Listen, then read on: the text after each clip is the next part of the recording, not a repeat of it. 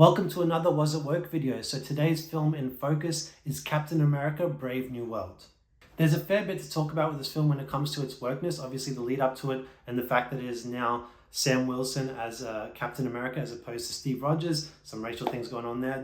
But I'm going to talk about them all in detail and what I truly think about them from top to bottom, go through my 5 criteria as usual, and just break it down and give it a score at the end of it. So let's get started. Number 1 is racial diversity. So starting off, every Disney and Marvel film these days, TV show, whatever, they all have their fair share of diversity. The question is, does it fit within the universe and the story that they're telling on screen? This film, a lot of it's set in Washington, Virginia, all of that. To me, it's perfectly normal that it's going to be diverse, and then you're going to have throughout the ranks of military and government, you're going to have people all sorts, male, female, black, white, all of the above. They're all there. So I don't have any problems with it in that regard. I think the area that people are going to hone in on this film is that, for better or worse, Sam Wilson is now Captain America. There's a debate about whether it should have been Bucky Barnes who had got the shield to begin with. There were plenty of references to that happening throughout the MCU, the first 3 phases, but then Steve decided to give it to Sam at the end of Endgame, and he's had it since then. Well, what do I think about this? So I like Sam Wilson as a character. I think he's been a great foil to Steve as the Falcon. Do I believe he deserved to be Captain America? The answer to that is not as the first pick. I think I kind of tend to agree with the narrative that all signs were kind of leading to Bucky having the ultimate redemption for himself through all he went through, all the atrocities that he had caused, not of his doing, but not of his control, but as the Winter Soldier to now become Captain America, which happens in the comics as well. I think that would have made for a great passing of the torch. And I think Sam would have been right there to receive it after him, whenever that could have occurred. They could have very much handed it to him as well, while still acting as the Falcon to Bucky in the meantime. I don't have a problem whether someone is white or black or whatever being Captain America. That's not the problem. I think what people feel, and I do sort of feel to an extent, is that they subverted what was happening in the story with Bucky to jump to Sam. And we can't help but feel it was purely for racial reasons. Now, can we prove that? No, but it is consistent with where Marvel went with Phase 4 and 5, which went much more down the diversity rabbit hole, forcing in characters of minority groups, whatever, just for the sake of having them represented, not for any particular story narratives or anything like that. It was very much forced, and we know it was forced because Kevin Feige announced that was going to be the case, to have a more diverse MCU going forward. And so it was forced. Doesn't mean it was completely unearned, because Sam is a great character and he was there for Steve and he's a good man. But I just felt like the real pecking order should have been Bucky, and then he should have been the next one whenever that would have happened. So that's my overall thoughts on that. And so for racial diversity in this film, I'm going to give a 5 out of 10.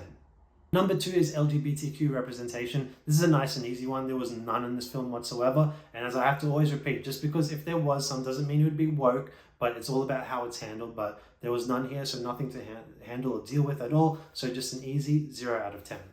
Number 3 is toxic masculinity / feminist messaging. So with the first half of this title, toxic masculinity, there's not really any in this film. There's a lot of strong male characters who are well represented here, who are just doing their thing, and they're not questioned for being men or the way they do things. They just do it, and they either do it competently or incompetently, but it's not for any kind of toxic reasons. They're just men being men. And so I was fine with that. I have no issues. The issues do come in when it comes to the feminist messaging. It's not very strong, but it is there, and it's mainly represented through the female Israeli agent who is the main security advisor to Thunderbolt Ross. So she, in this film, I don't know why she was casted. I don't know if it's comic accurate either or something, but this woman was scrawny, like the scrawniest woman you could imagine. That was her. And yet she was kicking ass of all these men way bigger and stronger than her. And okay, she's a spy, she's an agent, she's meant to be capable of stuff. She's a former Black Widow, which is what gets revealed in this film too. But just to have that sheer strength and ability to take on men of that strength just does not make sense. It's not consistent with what we used to see with Scarlett Johansson as the Black Widow, which we see her use a lot more of her capabilities and surroundings in order to beat her adversaries. This one, she's so tiny and scrawny, it's really hard to suspend any disbelief that she is capable of that. But here, they really push this stuff for feminist messaging, I have to be honest. And that's why she's there, and that's why she's able to do that. Doesn't make sense in the film or any kind of reality, but that's what it is. And so I'm going to give a 5 out of 10 for toxic masculinity / feminist messaging. Number 4 is traditions bad, progressivism good. So in terms of the tradition of this film, it does very much honor the legacy of Steve Rogers in terms of it honors it as a mantle. Whilst I don't agree with the whole idea that Captain America is a mantle, he is a man and he's Steve Rogers. Whatever, they're treating it as a mantle here, which leads into the whole debate about Sam not taking the serum. So him not taking the serum is not honoring the mantle, but it is him trying to carve out his own version of Captain America, which it kind of defies the purpose of what Steve represented. He wasn't Captain America because he was enhanced. He was Captain America because of who he was inside. The scrawny guy who would jump on a grenade for his fellow man. That's who Steve Rogers is. And he became enhanced and so strong because of his goodness inside when he took the serum. So Sam, it's the same thing. So but they make it so two-dimensional here that he feels like if he takes the serum that he's not carving out his own Captain America, where in truth that's not what makes Cap having taken the serum. It's a part of it, but it's not who he is at his core. So Sam being good and decent at his core is who he is, and the serum would only enhance that. So the film kind of misses that point. It tries to make, just for the sake of him carving out his own, kind of going against tradition there, but it's not in any kind of like nasty way or any way that kind of disrespects Steve intentionally. It's just kind of unintentional in that regard. So for that, I'm going to give a 3 out of 10 for traditions bad, progressivism good.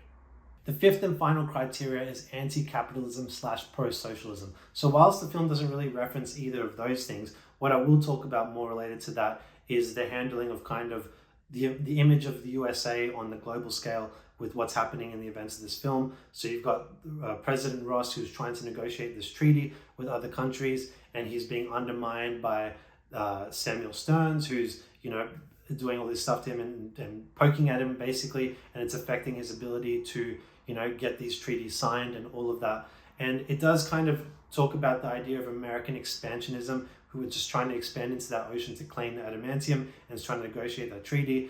And it leads Ross to acting out a bit, being more angry and getting hostile towards the Japanese at times, which does happen in the film until Sam kind of diverts that.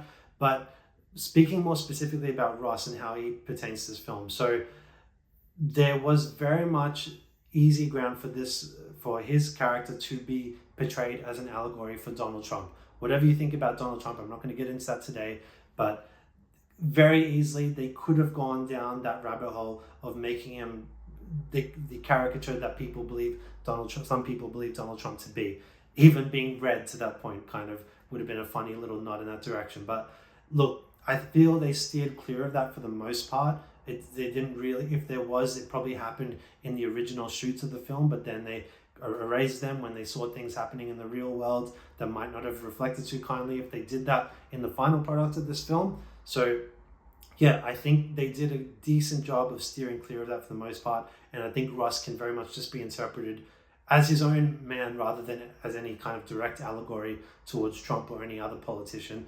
And he has a positive arc at the end of it. He's on the decline throughout the film, but then at the end he does the right thing and is rewarded for so. So for that, there is some hints here and there about issues with when it comes to like the image of America on the global scale. And so for that, I'm going to give a 3 out of 10 for anti-capitalism / pro-socialism.